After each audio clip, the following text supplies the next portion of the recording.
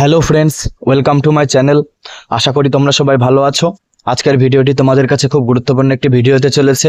ভিডিওটি তোমরা কেউ স্ক্রিপ করবে না, মনোযোগ সহকারে ভিডিওটি দেখো। আজকে তোমাদের সামনে আমি একটি গুরুত্বপূর্ণ আপডেট তুলে ধরতে চলেছি, তাই ভিডিওটি তোমরা কিন্তু কোনো প্রকার স্ক্রিপ করবে না, মনোযোগ সহকারে ভিডিওটি দেখো। আমরা তোমাদের ওয়েস্ট বেঙ্গল পুলিশ কনস্টেবলের যে কেসটি হয়েছিল সেই কেস সম্পর্কে কিছু গুরুত্বপূর্ণ তথ্য তোমাদের সামনে আজকে তুলে ধরতে চলেছি, তাই অবশ্যই মনোযোগ সহকারে ভিডিওটি দেখো। তোমাদের 11,749 যে ভ্যাকেন্সি ওয়েস্ট বেঙ্গল পুলিশের, তাই নিয়ে একটা কেস হয়েছিল হাইকোর্টে, এবং সেখানে বলা হয়েছিল যে 3 ফেব্রুয়ারির মধ্যে রাজ্যের অবস্থান জানানোর নির্দেশ দিয়েছিল হাইকোর্ট, তাই তো।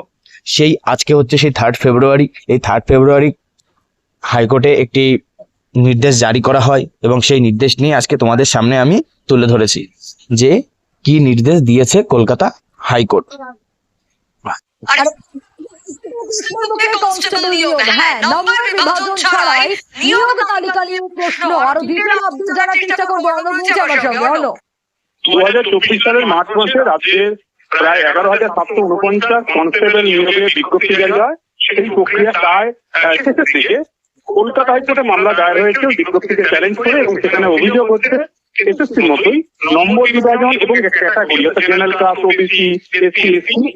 মহামান্য কলকাতা হাইকোর্ট আজ ডাব্লিউবিপিআরবি বোর্ডকে একটি গুরুত্বপূর্ণ নির্দেশ দিয়েছেন যে ডাব্লিউবিপি কনস্টেবল পরীক্ষায় যে মোট 60,178 জন প্রার্থী মাঠের জন্য নির্বাচিত হয়েছিলেন, প্রত্যেকের ক্যাটাগরি ও প্রাপ্ত নম্বর সহ সম্পূর্ণ বিবরণ আগামী 7 দিনের মধ্যে প্রকাশ করতে হবে।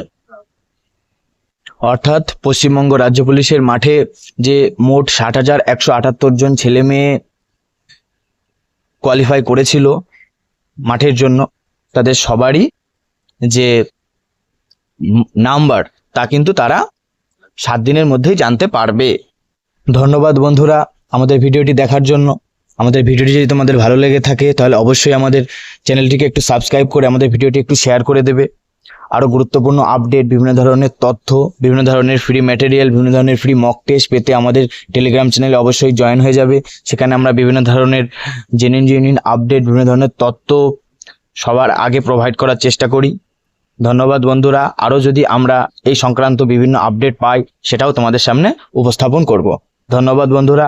আজকের মতো তাহলে ভিডিওটি আমি এখানেই শেষ করছি।